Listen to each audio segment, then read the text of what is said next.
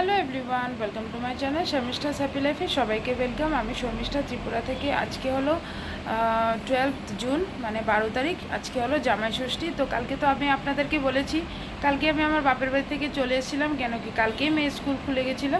আজকে সকালবেলা ঘুম থেকে উঠে স্নান টান করে ওকে স্কুলে পাঠিয়েছি, ওকে এখন বাসে উঠিয়ে দিয়ে আসলাম। এখন আমি রেডি হয়ে গেছি, এখন চলে যাব বাপের বাড়িতে। তো ওইখানে গিয়ে আবার আপনাদের সঙ্গে দেখা হচ্ছে। তো চলে আসলাম বাপের বাড়িতে, এইমাত্র এসে ড্রেসটা চেঞ্জ করলাম। আর আমার বাবা জামাই ষষ্ঠীতে কি কি বাজার করেছে আপনাদেরকে দেখাচ্ছি, দেখুন। আমার বাবা জামাই ষষ্ঠীতে আনলো ইলিশ মাছ, এই যে দেখুন বিশাল বড় এক ইলিশ মাছ আনলো। তারপর এনেছে দেশি মুরগির মাংস আর এখানে খাসির মাংস। তো আজকে জামাইকে 2 রকমের মাংস আর ইলিশ মাছ খাওয়ানো হবে। এখন আমি মাছটাকে ভালোভাবে কেটে নেব। আর দেশি মুরগির মাংসটা আমার বাবাই ভালোভাবে ধুয়ে নিয়েছে, আর পাঁঠার মাংসটা একটু পরিষ্কার করব, মানে খাসির মাংসটা। এখানে আমার মা ষষ্ঠী পুজোর একদম প্রিপারেশন চলছে জোর কদমে। আর যে দেখুন সুন্দর করে ঘরটা বসিয়ে নিয়েছে, এখনও বসায়নি, মানে রেডি করেছে। আর এখানে ভোগ টোগ সাজিয়ে নিচ্ছে।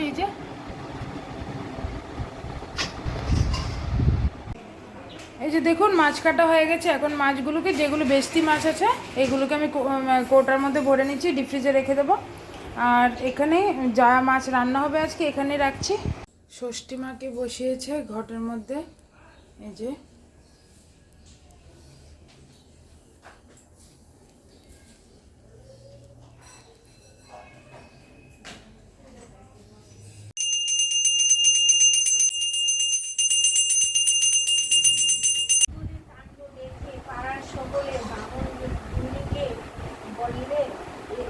বললো এই আচার্য মা, ভোগ নেই, বালাই নেই, মা কুলের কাছ থেকে ছেলে যায়।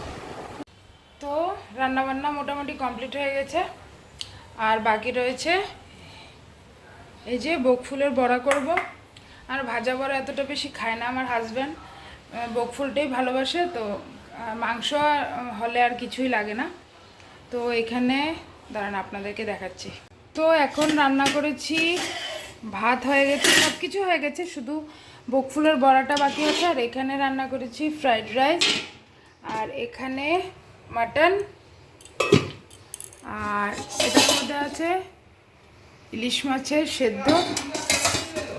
আর এখানে আছে মেয়ের জন্য হালকা পাতলা করে, মানে লঙ্কা কম দিয়ে রান্না করেছি মাটন। আর উপরে আছে দেশি মুরগির মাংস, এটা আর দেখাতে পারছি না, কেন কি অনেক উপরে আছে, দেখাতে গেলে আবার পড়ে যাবে। আমায় এসে পড়েছে ষষ্ঠী নেওয়ার জন্য।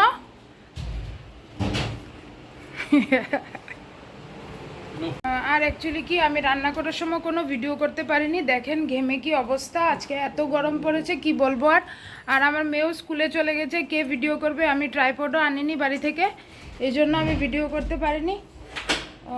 যতটুকু পেরেছি এতটুকুই করেছি। রান্নার তো কোনো ভিডিওই আমি ভিডিও শ্যুট করতে পারিনি, এই জন্য ষষ্ঠী দেওয়ার সময় ভিডিও করব, যতটুকু পারি ততটুকু করব, দেখাবো। তো এখন একটু বসলাম, একটু পরে বকফুলের বড়াটা বানাবো, কেন কি আগে ষষ্ঠী নিয়ে নেবে তারপর তো খাবে, এই জন্য। তো গরম গরমই বড়াটা খেলে ভালো লাগবে। আর এখন তো আমি এখানে আছি, আমার বোন তো এর আগের বার এসেছিলো। এর আগের বার তো আমি ইউটিউব চ্যানেলটা খুলিনি, যদি খুলতাম তাহলে আপনারা দেখতে পারতেন কি আমার বোনের হাজব্যান্ড, তারপরে আমার হাজব্যান্ড, সব একসঙ্গে ষষ্ঠী নিয়েছে। খুব ভালো লেগেছিল এর আগের বছরটা। সামনের বছর আরেকবার আসবে, এই বছর আসতে পারেনি, ওর অফিসের অনেক কাজকর্ম থাকে, তো তাই ছুটি পায়নি, এই জন্য আসতেও পারেনি। সামনের বছর আসবে, আর পুজোতে আসার ইচ্ছা আছে, এই আর কি। এখানে আমি বকফুলটা ভেজে নিচ্ছি,